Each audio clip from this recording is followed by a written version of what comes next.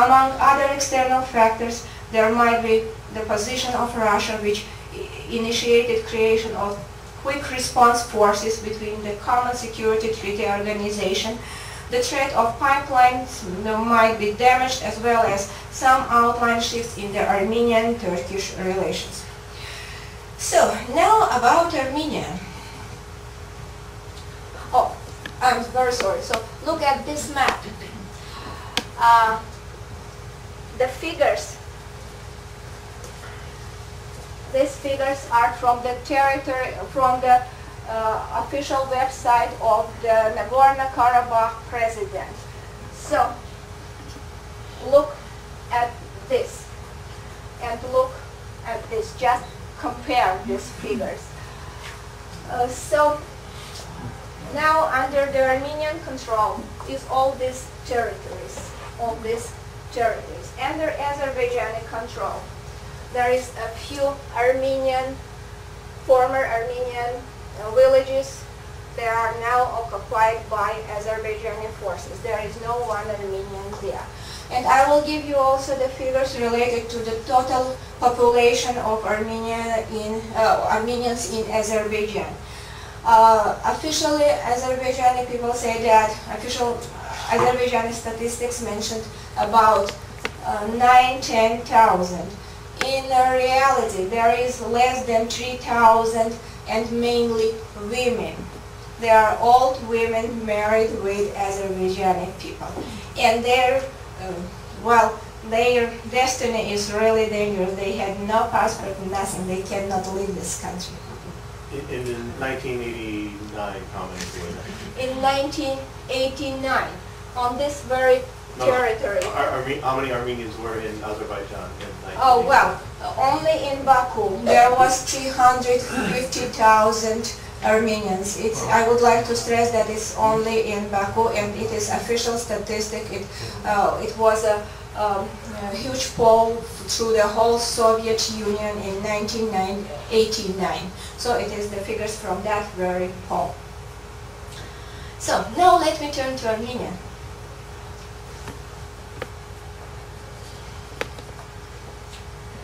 Of course, for my country, the situation after the August 2008 events has changed substantially. First, Armenia has lost the possibility to use the overland access to Russia through Georgia.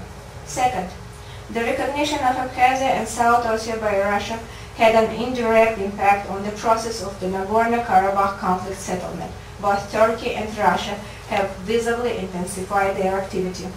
Third, Armenia has found itself under quite a strong political pressure by Russia, with demands from our state to make the final decision on who is your friend. Taking into account the strongest dependence of the Armenian economy from Russian investments, it will be difficult to resist such a pressure. So as a result, there might be a gradual and forced retreat from the complementarity policy conducted by Armenia for the last decade, which has substantially impaired the relations with Euro-Atlantic institutes. There was also the last development in that very shift was rejection of Armenian government to participate in NATO military exercises on the Georgian territory, which was affected. Fourth, the visit of Turkish President Abdullah Gül to Armenia in September 2008 and discussion with Armenian President Sargsyan have become a manifestation of the readiness of two leaders to establish some framework for a dialogue, as well as to initiate sort of positive shifts in bilateral relations. Main part of you was participate at the Oskanyans talk at Bentley University, but let me add a couple of words about that. So this step, this contact is necessary but not enough condition for establishing diplomatic relations between the two states, and moreover for a quick resolution of the problems existing between them. That initiative was positively interpreted by all non-regional actors interested to minimize the risk in the region, including by means of shifting Turkish activity from the European to the South Caucasian direction. So for Armenia, which is in quite difficult economic condition, the settlement of relations with Turkey might be considered positively in lack of any prerequisites, which has not happened. Unfortunately, up to date, there has been only imitation of positive shifts in the bilateral relations. Despite the seeming intensity of the contacts, they are almost fruitless. The most vivid evidence of that is so-called road map between Armenia and Turkey, which was signed on April 22, 2009 with mediation of the Swiss agency Federal Department of Foreign Affairs by Armenian, Azerbaijani by Armenian and Turkish ministers of foreign affairs. The joint statement stressed the readiness of the parties for a dialogue, which was positively taken by the US, EU and other external actors, but with fears and doubts in both Armenian society and in Armenian diaspora, as well as Turkish societies. Also, at the first glance, this statement was just a goodwill declaration and did not contain any preconditions. The Turkish party, during its contact with Azerbaijani colleagues, restrained the absolute interdependence between the opening the Turkish-Armenian borders, the settlement of Nagorno-Karabakh conflict. So such approach is just confirmed the existence of hardly overcoming barriers between the Armenian and Turkish positions toward the key problems. It's asked the settlement of the Nagorno-Karabakh conflict, opening Turkish-Armenian borders, recognition of current existing borders, and of course Armenian genocide issue. So actually the process of Armenian-Turkish reconciliation is marking time.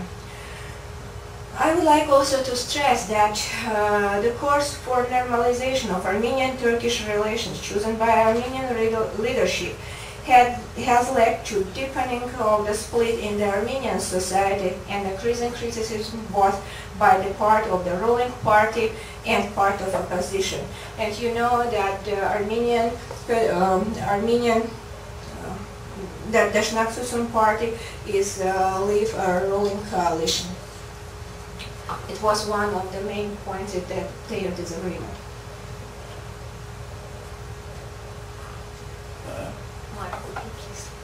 Next slide. Yes.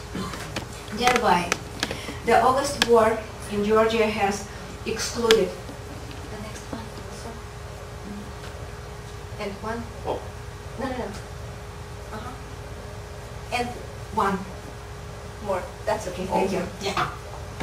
Thereby, the August 2008 war in Georgia has excluded the possibility of the creation of any acceptable format of regional cooperation in South Caucasus. Even more, the status quo established after the five-day war will be determined in the medium-term perspective by the following factors.